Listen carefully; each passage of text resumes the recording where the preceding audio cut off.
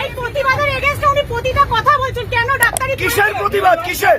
এই আমাদের যে নারী নির্যাতন, এই যে আরজি করের ঘটনা নিয়ে কেন পড়াশোনা করেছে ডাক্তারি, সরকারের পয়সায় কেন করেছে উনি এসব কে বলছে? কে? এই বলছে দেখেন ফেসবুকে, এই দেখুন, এই ভদ্রলোকের মুখ দেখুন, এই দেখুন, এই দেখুন, দেখুন, দেখুন, তিনি আরজি করের ঘটনা, এই দেখুন, এই দেখুন, এই দেখুন,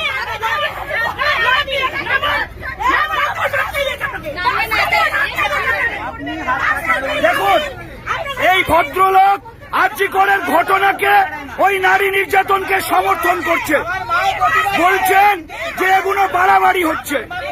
উনি এই ঘটনাকে সমর্থন করছেন।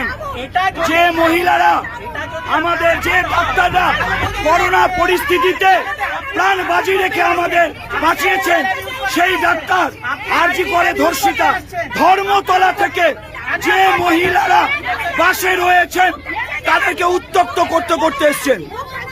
কোথা থেকে আসছেন আপনি? আমি আকাশবাণী থেকে উঠেছি, উনি তখন থেকে কন্টিনিউয়াসলি বলে যাচ্ছেন। কি বলছেন? এই কেন মিছিল হচ্ছে, কেন প্রতিবাদ হচ্ছে, কেন রাস্তায় জ্যাম হচ্ছে, কেন বাস ঘুরিয়ে নিচ্ছে, মানে এত অসভ্য অসভ্য কথা বলছেন উনি।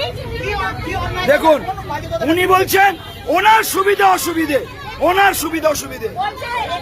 এরকম ডাক্তারদের ছিল যখন সরকারি পয়সা ফ্রিতে পড়াশোনা করছে, তখন মনে ছিল না এই ধরনের বলছে। দেখুন, দেখুন,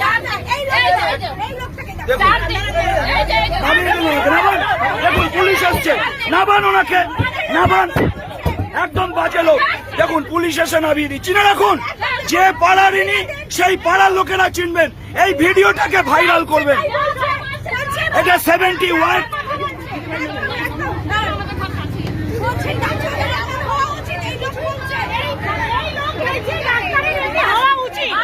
আমি শুনুন,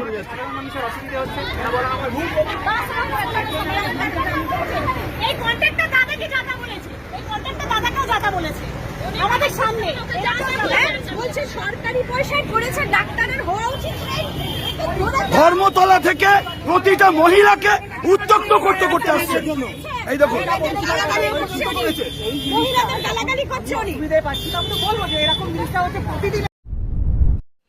এখন ভোলা মহেশ্বর এন্টারপ্রাইজ আপনার কাছে সমস্ত ধরনের বিশুদ্ধ পানীয় জলের ফিল্টার সুলভ মূল্যে বিক্রয় করা হয়।